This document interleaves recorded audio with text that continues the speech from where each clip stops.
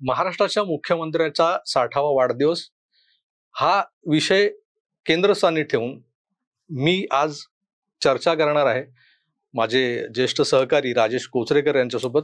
राजेशजी, आकार डिजी9 वर तुमचं स्वागत. खूप खूप तुमचंही स्वागत आणि तुम्ही 4.5 लाखाचा टप्पा गाठलाय त्याबद्दल तुमचं अभिनंदन.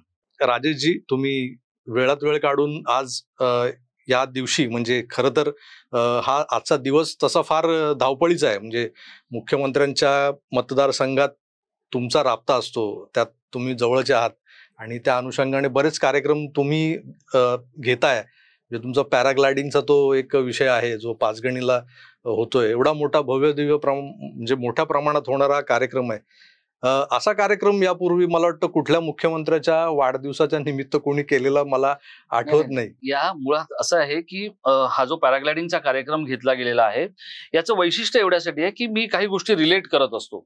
आता लोक तर सगळेच शुभेच्छा देत असतात एकमेकाला किंवा काहीतरी करत असतात, पण पॅराग्लायडिंग हा एक असा साहसी खेळ आहे की त्याला आपल्याकडे उत्तेजन मिळावं असा सरकारचा प्रयत्न आहे आणि सरकारलाही वाटतं, पण तो आयोजित करण्यामागे खूप कटकटी आहेत, खूप गोष्टी आहेत. ते होत नाहीये कारण त्या परवानग्या, त्याच्यासाठीचा निधी किंवा त्याच्यासाठीच्या गोष्टी हे कोणा ऐरागेऱ्याचं कामच नाहीये. याचं कारण असं आहे की काही काळापूर्वी आपल्याकडे 2 मृत्यू झाले होते आणि तेव्हापासून आपल्याकडे त्या सगळ्या गोष्टींकडे वेगळ्या पद्धतीत बघितलं जात होतं. आता आम्ही जो महापॅराग्लायडिंगचा जो कार्यक्रम घेतलेला आहे तर आपल्याकडे जी जागतिक स्पर्धा होते पॅराग्लायडिंगची त्याची ही प्री आहे, म्हणजे ही रणजी ट्रॉफी आहे. इथले गुण तिथे दिले जाणार आहेत आणि त्यातही आणखी एक गोष्ट हे एकनाथ शिंदेबरोबर रिलेट करण्याचं कारण की ते सांगत असताना माझ्या अंगावरही काटा आला की हे जे सगळं महासत्तांतर घडलं असतं ना तर एकनाथ शिंदे आज आपल्यात नसते, जर काय बिघडलं असतं तर. त्यामुळे पॅराग्लायडिंग करताना तो आपल्याला एक गोष्ट समजून घेतली पाहिजे की तुम्ही जेव्हा पायलट म्हणून वर फ्लाय करता तेव्हा तुम्हाला तुमचाच परिसर, तुमचेच जलाशय, तुमचेच डोंगर, तुमची झाडी इतकी अद्भुत दिसते की काही विचारू नका. पण जर चुकलात तर मग परत बघायचंच नाही. असं ते सगळं आहे. त्यातलं एक गोष्ट अशी आहे की याच्यामध्ये हे सगळं करत असताना हे करणारी माणसं पण क्रिएटिव्ह लागतात. तर राज्याचे मुख्यमंत्र्यांचे जे प्रधान सचिव आहेत भूषण गगराणी, त्यांनी या गोष्टीसाठी जे केलेलं आहे ना ते अद्भुत आहे. म्हणजे अद्भुत म्हणजे दुसरं कोणताही अधिकारी करू शकणार नाही की ज्याला हे कळत नाही त्यांनी. आणि त्यामुळे काही IAS अधिकारी, काही IPS अधिकारी ते सुद्धा फ्लाय करणार आहेत. आणि आमचं एक जे टाइम महाराष्ट्र आमचं जे एक पोर्टल आहे, न्यूज पोर्टल, त्याचे जे सबस्क्रायबर आहेत त्यांनाही आम्ही ते विनामूल्य करायला देणार आहे. पण हे सगळं करत असताना त्याच्याबरोबर जे अनुभवी लोक पायलट्स असतील ते त्याच्याबरोबर असतील.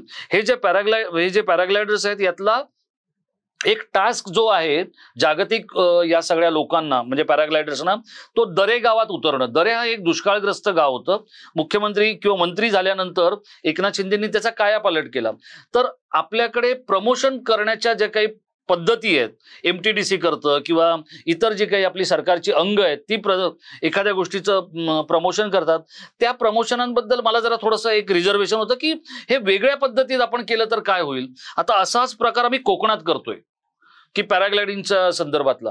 त्यानंतर आम्ही कोकणाच्या समुद्र किनाऱ्यामध्ये एक मोठा इव्हेंट घेतोय. त्यामुळे अशा छोट्या मोठ्या गोष्टी जर करायच्या असतील तर ते खूप लोक करतात. प्रत्येक जण आपल्या यथाशक्तीने करतो, आपल्या कल्पनाशक्तीने करतो. पण मला असं वाटतं की एका साहसी नेत्याला त्याच्या 60व्या वाढदिवसाच्या निमित्ताने शुभेच्छा देण्यासाठी पण एक तितकाच साहसी मार्ग अवलंबायला हवा आणि तो आम्ही केला. आणि त्याच्यामध्ये भूषण गगराणी सर असतील किंवा साताऱ्याचे कलेक्टर असतील, साताऱ्याचे SP असतील, यांनी ज्या पद्धतीचं काम केलेलं आहे ना प्रभाकरजी, म्हणजे इमॅजिन करू शकत नाही इतक्या पद्धतीचं.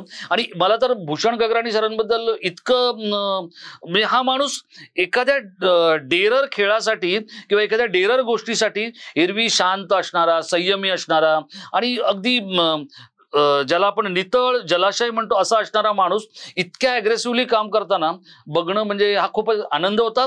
आणि मला असं वाटतं की महाराष्ट्र सरकार जर प्रगती करू शकलं किंवा जर काही वेगळं करू शकलं तर या अशा गगराणी किंवा डोडी सारख्या अधिकाऱ्यांच्या भरवशावर आणि जोरावरच करू शकतं असं मला वाटतं. आणि या अशा अधिकाऱ्यांना सगळ्यांनीच पाठिंबा दिला पाहिजे. अन्यथा महाराष्ट्रात आता तुम्हाला मी काही दिवसांपूर्वी UPत जाऊन आलो, उत्तराखंडमध्ये जाऊन आलो. उत्तराखंडचे मुख्यमंत्र्यांनी स्वतःच्या म्हणजे निवेदनावर स्वतःची सही ठेवली होती आणि हा पॅराग्लायडिंगचा इव्हेंट केला.